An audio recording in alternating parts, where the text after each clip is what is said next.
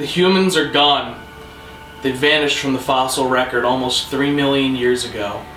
Their civilizations were advanced, and deep underground their secrets were left sealed and preserved until their rediscovery. It's now been 2,067 years since the first rediscovery took place in the nation of CERN along the northeast coast of Minicharam. But the world still feels the aftershock of such a pivotal moment for dog kind. Empires have risen and fallen with the reverse engineering of old human tools, weapons, and plagues. But today, it's been over 200 years since the last major discovery, and the last known functional human-style aircraft went up in flames in Caesarun in 2014. Here, in the Fwannel Peninsula, a resentment of these explorations developed. The cultural memory of devastation brought by the prince in the late 1200s using sonic weaponry, along with the political chaos caused by the Fwank Pearl and its seemingly infinite energy that led to the Paramachican colonization of much of the continent. Not to mention the ick, which was likely brought to the land by the greed of wealthy investors behind the Eastern Expedition Company in 1934.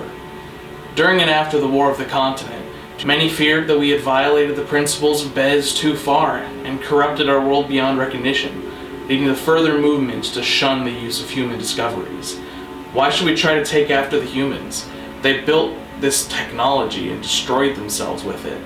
They failed their pursuit of Bez, so why should they be considered role models? Life is a constant struggle against the most powerful force in nature, entropy. To many it feels as if entropy has been winning the struggle as of late. Since the war, the scale of our civilizations, the scales of our abilities to properly terraform, and the overall balance between order and entropy that differentiates us from the rocks and the oceans has been in a visible decline. I present to you Djogawa Djororx, or Dog Days.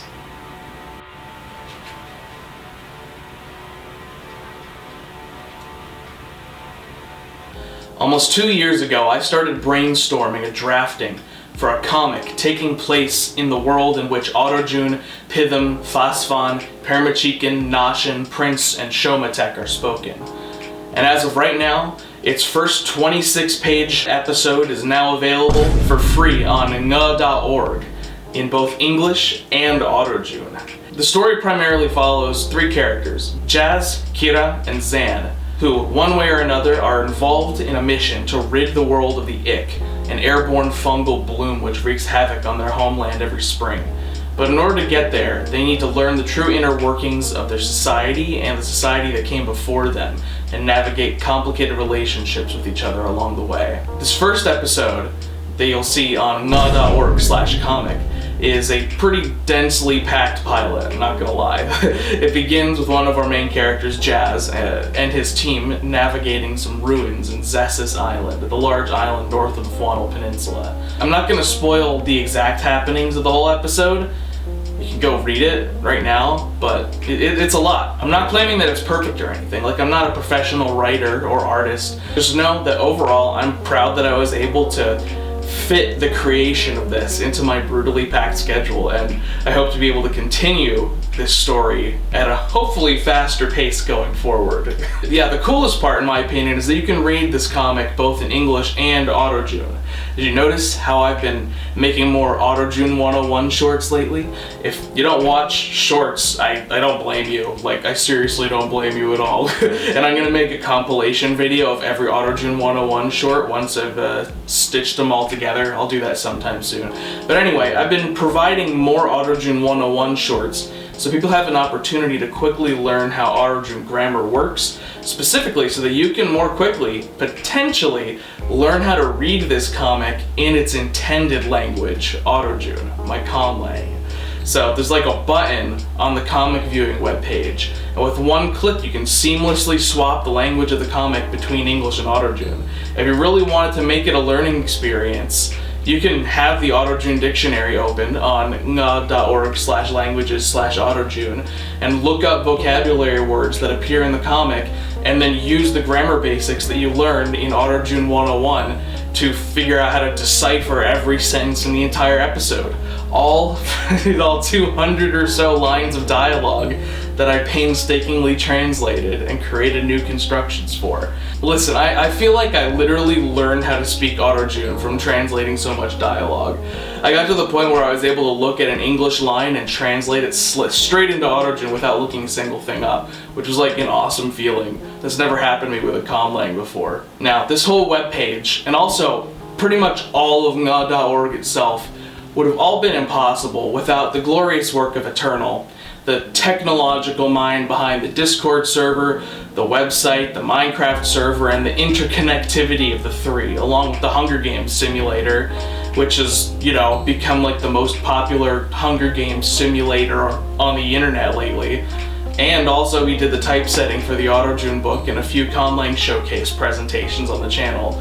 He's got his own Patreon if you want to go support him. Go to patreon.com/srad or something like that. It's old Irish, I think. You can ask him what it means. He deserves it more than I do at this point. I 100% thank him for helping me get this webpage with the comic all put together.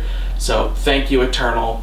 Anyway, my plan is for the story to take up 6 to 10 episodes, which I'll be splitting into smaller releases as scenes are completed.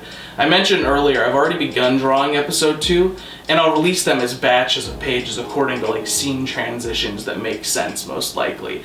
And I'll have them available earlier for patrons and channel members, and maybe I'll just even have them able to like buy if you want to see the whole thing early on the new like Patreon shop feature. I don't know, maybe I'll use that, who knows.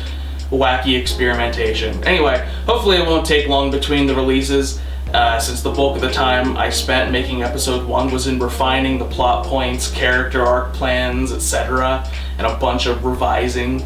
Now that I have all that like framed out, it should hypothetically be quicker for me to release the actual stuff.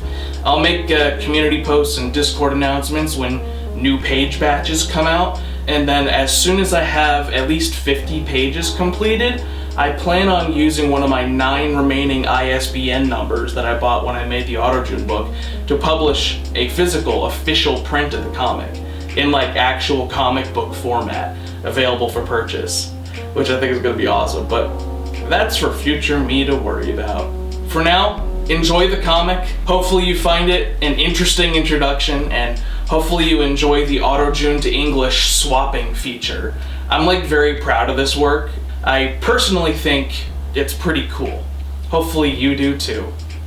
And make yo Curse Conlang Circus 2 submissions by September 15th, and maybe catch me on a Minecraft server with other linguistics related YouTubers. We'll see if that ends up actually happening. Alright. Next time is out. Mwah! Goodbye. I am finally at